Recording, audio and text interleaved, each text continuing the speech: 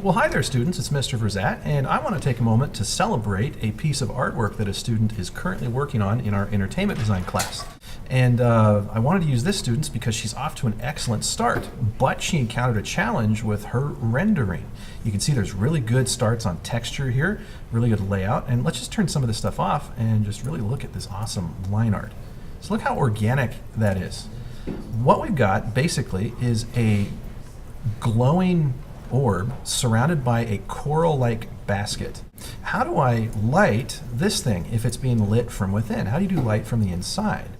I would first need to isolate the part of the basket that's in front of the light, and that's exactly what the student did, which means I can select that by command clicking. I've made a selection of the front of the basket, and in a new layer, I'm going to choose a dark core shadow color. Now remember, in general, shadows are more saturated than light. So I'm going to pull the saturation over to the right and pull it way down. Now I'm going to end up painting over the top of a lot of this, but I don't want to lose all of our brush work. So to do that, I'm going to go over to my blending modes on my layer, and let's try the multiply layer. I'm going to command H to hide the marching ants, and let's get a really big fat brush that's soft and fluffy. Darken the area nearest the glowing orb inside the basket first, and I want it brighter down there than near the top. And there's going to be more contrast down here where the glowing orb is. We know that it's backlit, and there's still going to be some areas of this coral that is going to catch light. Now, rather than painting the light directly, I'm going to take my eraser and just erase the black from the painting that I've already made. And if we erase, sure enough, it is getting brighter. And just have an understanding of 3D forms and what happens with the angle of this coral once it's facing the light or facing parallel to the light, perpendicular or whatever. That'll help give it some 3D.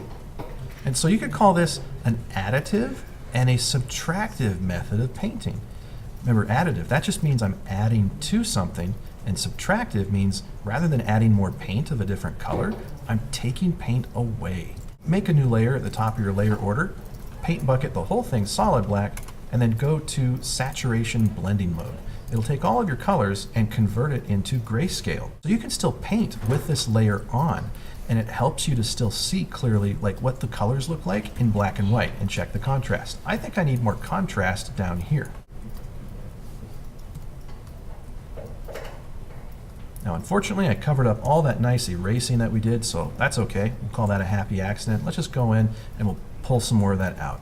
And hopefully that pulled out some more of the contrast as we worked. Let's do the exact same thing for the basket behind it.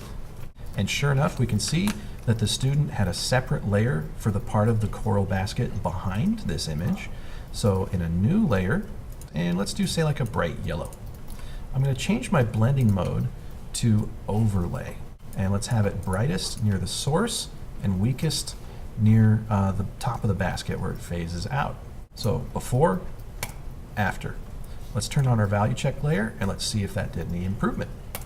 Before, after. Major boost in contrast. Let's erase some of the values here in these areas to suggest 3D form. And erasing does not have to be the end-all of when you're adding core and adding highlight. You could do a highlight pass. You could do a core pass on top of this. It just helps to further refine your painting and add layers of dimension to it. All right, now let's add some highlights. So I'm going to make a new layer. Now let's just go into what's called rim lighting. Rim lighting is when a curved surface curves away from your line of sight. What happens around the edges is that you'll get some bright little areas in there, and that's when the light starts to get multiplied on top of itself. Long story short, that just means you really want to make things pop. Give some good rim lighting. So in a new layer, which I'm calling rim lighting, and there's two ways to paint rim lighting. The first is to start very wussy and then build your way up to it. So in this area, let's drop some rim light. I'm going to block in a big mass and then pick up my tool. By the way, my pencil is at 20% opacity, and then drop the pen again, and you see those colors start to stack on each other, and then again and again, and we've got a nice transition here. And to soften it out, I'm going to get a soft-edged eraser and just feather out some of that. That, again, is kind of a subtractive method. That's one way to do rim lighting. Let me show you the other way. I'm going to start with a harder edged brush, so I'm taking my opacity up to about 60% when I paint, and I'm actually going to directly paint in the rim light. and then bump it down to maybe like a 10% and start to fade those out. That's another way. If you don't like what went in there, just take your eraser and get rid of it. And to be honest, the method really doesn't matter. All you're doing is you're adding a hard edge value on the outside of something and you're fading it into a soft edge value. Now this is a bumpy surface. This is coral. It's really weird. So I'm not going to be using soft strokes. I want to use some broken line, break my strokes up a little bit, have things fade out, have strokes overlap. We don't want a soft edged value on a rough, jagged thing that if you were to pick it up might cut your hands, okay? And so here we've done some rim lighting. Let's turn it off and on, and you see it really makes these forms pop quite a bit.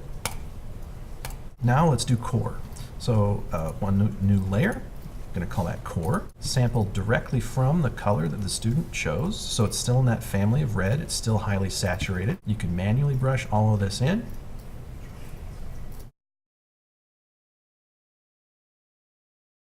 So what I'm doing with my brush right here, if we get close, you can find in my video called Line to Detail. This is what's called an expressive line. I'm breaking my line, I'm overlapping different areas, and just mimicking the rough texture that coral would likely have. And let's grab some of these colors and drop some of those highlights in there as well, just to make things pop. And voila! If we were to continue the painting like this, based on what you just saw, multiply that by however many square inches are left in the painting, and that's how long it would take to detail. So you'd be looking at, what, if this was 15 minutes, you'd be looking about 3 hours to finish this entire painting up.